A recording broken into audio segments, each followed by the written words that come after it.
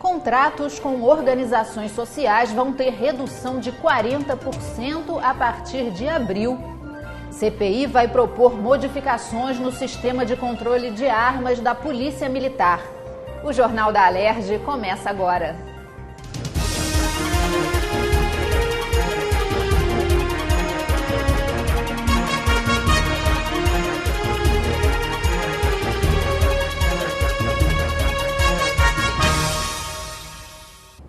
Boa noite. Parlamentares da CPI que apura o desvio de armas estiveram na manhã desta quinta-feira no quartel-general da Polícia Militar no centro do Rio. Eles constataram que só agora o sistema de controle de material bélico, o SIST-MATBEL, passou a funcionar. A comissão vai propor mudanças no sistema. A preocupação da CPI que apura o desvio de armas na Polícia Civil, Militar e empresas de segurança é que o roubo continua e, na maioria das vezes, ninguém é punido. O sistema de controle da Polícia Civil já avançou e o da PM ainda é falho. Continua havendo aqueles livros escritos à mão nos batalhões que alimentam. A equipe que faz isso ainda tem pouca gente especializada e, sobretudo, não consegue ainda tirar muitas conclusões de planejamento operacional, áreas que têm mais ferido, gasta munição muito mais que os outros, porque um gasta 100, outro gasta 10 mil.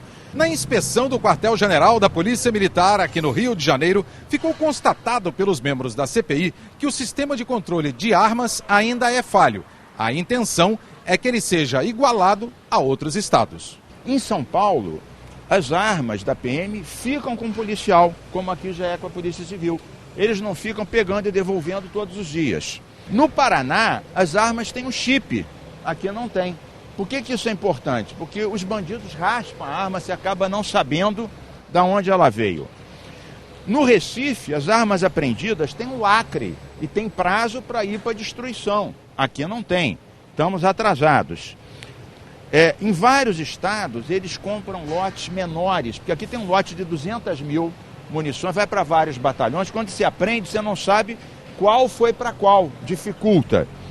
Em Santa Catarina, eles têm, isso é fundamental, eles têm um BO, boletim de ocorrência eletrônico. Então, em vez de ser aquela história escrita à mão, que vai para o nosso, já vai direto, alimenta. A gente tem que entrar na era da modernidade. Para o presidente da CPI, houve avanço com o SIS-MATBEL, mas ainda falta recursos para que as etapas seguintes funcionem na totalidade. O secretário de Segurança Pública, o chefe da Polícia Civil e o comandante-geral da Polícia Militar serão chamados para a apresentação do relatório final. Não é razoável que em 10 anos 2.000 armas desapareceram de batalhões e delegacias e foram passar a maior parte dela armas compradas com dinheiro público, do contribuinte. A maior parte dessas armas foi parar na mão da bandidagem, que inclusive mata polícia, juiz, te assalta na rua com a arma que estava aqui dentro. O deputado Carlos Mink lembrou que o orçamento da Secretaria de Segurança já é o maior do estado, tendo ultrapassado o da saúde. Mas os recursos têm que ser mais bem empregados. Fizeram 15 cabines blindadas na linha vermelha, 200 mil cada uma. Quantas tem? Nenhuma. Quer dizer, também falta planejamento. Não é só ter recurso, é ter recurso e usar bem esses recursos. A gente deu um passo enorme. Saímos do século XIX para o século XX, mas ainda estamos muito atrasados. Promotor da Justiça Militar defende que o Ministério Público denuncie os casos de autos de resistência tanto na Justiça Comum quanto na Militar. Em audiência na CPI da Alerj, que investiga os autos de resistência no Estado, o promotor da Auditoria da Justiça Militar, Paulo Roberto Cunha, explicou à comissão como é feito o julgamento dos casos de mortes decorrentes de intervenção policial. O promotor falou sobre a complexidade de se apurar estes casos e explicou por que devem ser denunciados na Justiça Comum e na Militar. Em dezembro do ano passado, foi criado o Grupo de Atuação Especial de Segurança Pública, o GAESP, que é um canal de comunicação entre as promotorias de investigação penal para apurar melhor cada caso. Nós temos procurado, na Auditoria Militar, estabelecer uma atuação em conjunto com as promotorias de investigação penal nos casos dos autos de resistência. Porque, como se sabe, os homicídios dolosos eles são crimes comuns, não são mais crimes militares. Por outro lado, você tem crimes militares conexos com esses casos. Então, muitas vezes, as investigações acabam se interpenetrando. Nós, na Auditoria Militar, nós temos procurado criar um canal de comunicação com as promotorias de investigação penal para que, quando haja uma denúncia de homicídio doloso, a gente ofereça concomitantemente a denúncia pelo crime militar que houver conexamente com um homicídio doloso. Agora, com a criação do GAESP, a ideia é que isso seja institucionalizado de uma forma mais ampla. Relator da comissão, o deputado Marcelo Freixo, considera importante conhecer o trabalho da Justiça Militar e solicitou que sejam entregues à CPI todos os inquéritos julgados pela entidade para serem analisados pelos parlamentares. O Ministério Público como um todo é uma instituição que tem um papel decisivo nas investigações dos autos de resistência. E a Auditoria Militar, ela trabalha especificamente com os crimes militares, com os crimes correlatos. Nesse momento, todos os autos de resistência cometidos pela Polícia Militar vão para a Auditoria Militar. Nós teremos acesso, então houve uma abertura de possibilidade de acesso a essa documentação que para o relatório será fundamental.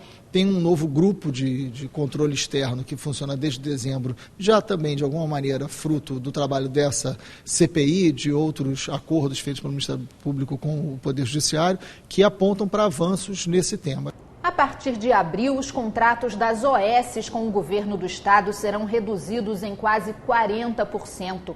A redução de custos foi anunciada pelo secretário de Saúde, Luiz Teixeira Júnior, em audiência pública das comissões de Orçamento, Tributação e Saúde da Alerj. As 45 unidades de saúde do estado, que são geridas por organizações sociais, terão repasse mensal reduzido de 240 milhões para 148 milhões. Os contratos são referentes à gestão de 18 UPAs e 27 hospitais. Entre as medidas apresentadas pelo secretário para contornar a crise na saúde está a especialização de UPAs, fim das internações nas UPAs e a transferência de pacientes das unidades de pronto atendimento para hospitais depois de 12 horas de permanência. O que nós estamos buscando é fazer uma redução de 30% dessa despesa. Essa despesa ela vai tanto no número de cargos quanto nos valores. Não adianta eu acabar com 100 cargos de valor de R$800 que não vai resolver despesa nenhuma. Então a gente quer buscar uma economia global, a gente está buscando uma economia. Olhar que hoje é uma tendência no mundo a especialização, a tendência das maternidades são maternidades especializadas e isso vai trazer um ganho para a população, tenho certeza. Obviamente que alguém que está morando do lado de uma UPA, que tem um atendimento infantil, vai ter que andar um pouco mais, você não tem dúvida de que em algum momento vai mudar a vida dela, mas muito melhor ela buscar uma UPA e ela ser atendida efetivamente do que ela ser vizinha de uma UPA que não atende ela. O contrato com o consórcio Log Rio, responsável pela armazenagem e distribuição dos medicamentos que foram encontrados vencidos, é emergencial e será encerrado em abril.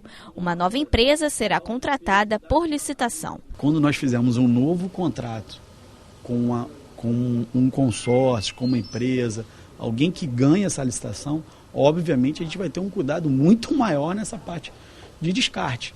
Cada erro, gente, que é apontado, cada coisa que acontece, ele é fundamental para a gente ter uma mudança de postura, para a gente colocar uma coisa nova. O erro tem que ser detectado antes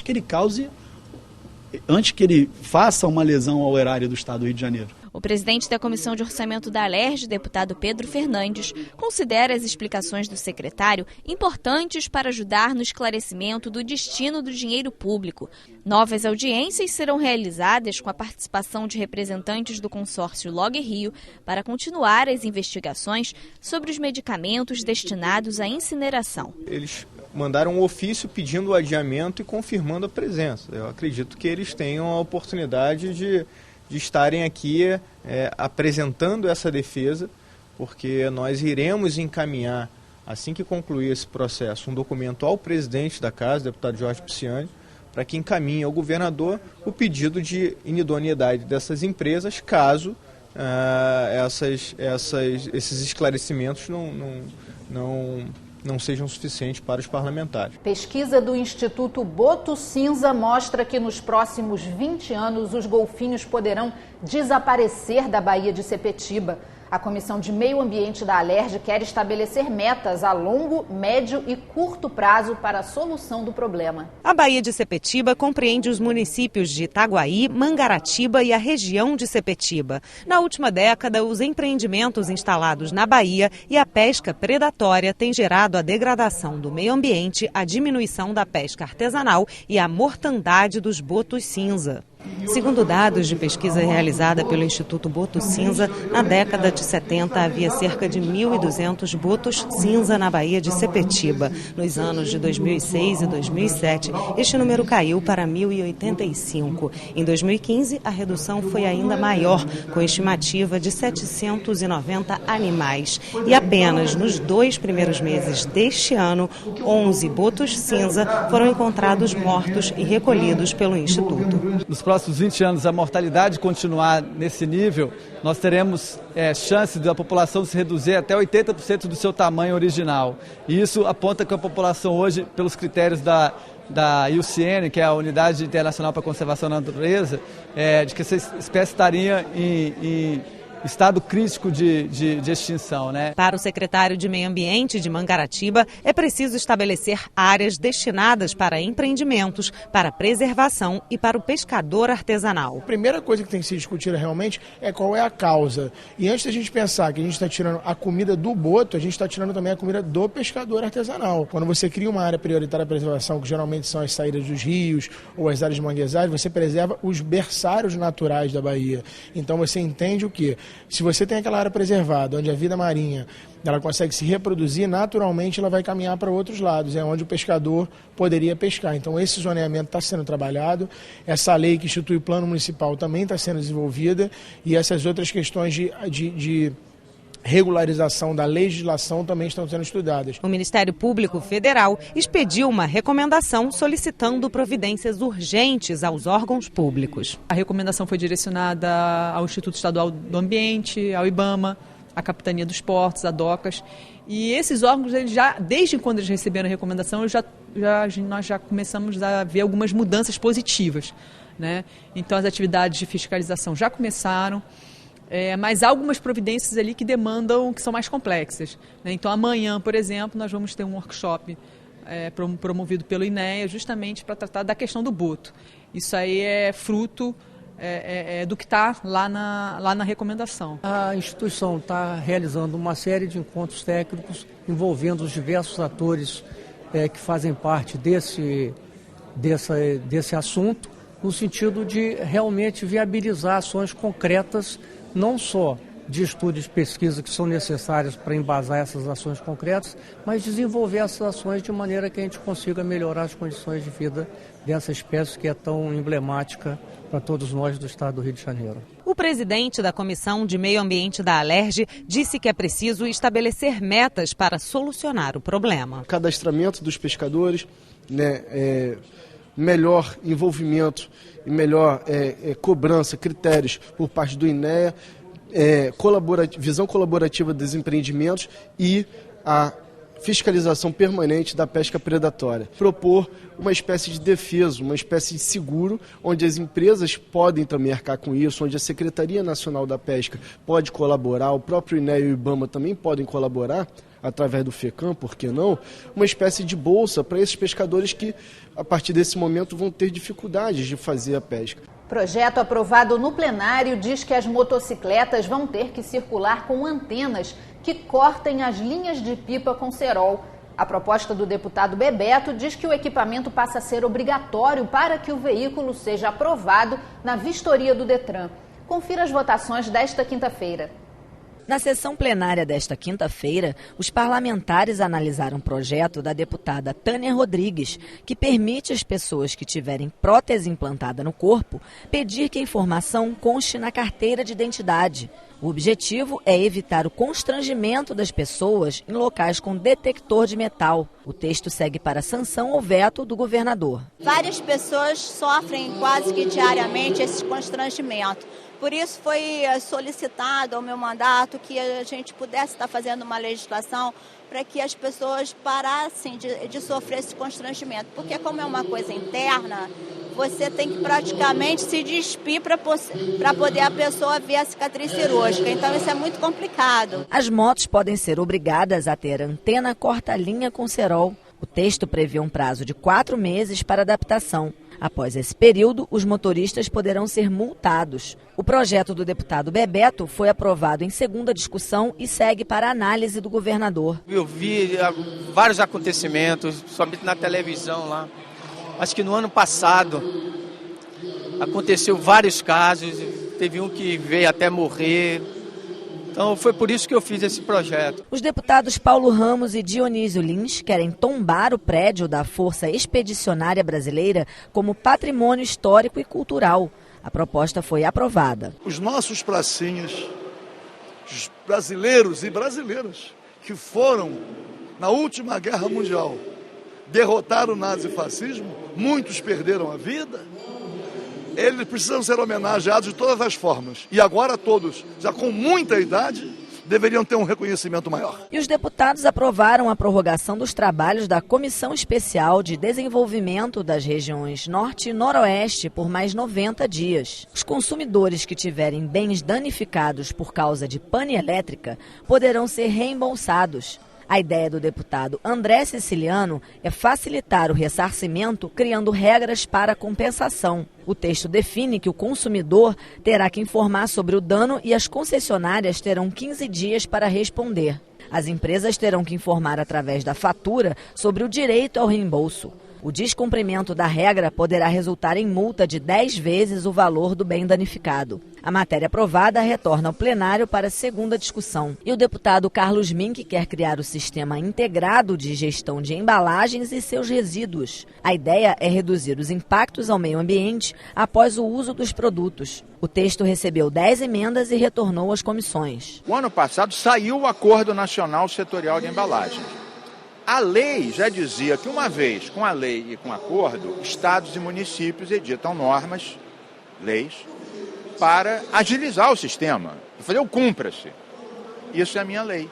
Então a minha lei azeita como isso vai funcionar para fazer cumprir a Lei Nacional de Resíduos de 2010 e o acordo setorial do ano passado. As empresas que prestam serviço para o Estado poderão ter que reservar 5% das vagas para mulheres vítimas de violência doméstica e familiar. O projeto da deputada Marta Rocha foi aprovado em primeira discussão. E o deputado licenciado Rafael Pisciani quer ampliar o prazo de isenção de taxas cartorárias para a compra de imóveis da Companhia Estadual de Habitação. O novo prazo é 31 de dezembro de 2019. A proposta aprovada ainda precisa voltar ao plenário para nova votação. Esse foi o Jornal da Alerj. Confira a nossa programação pelo site e pelas redes sociais. TV Alerj, o canal do povo fluminense.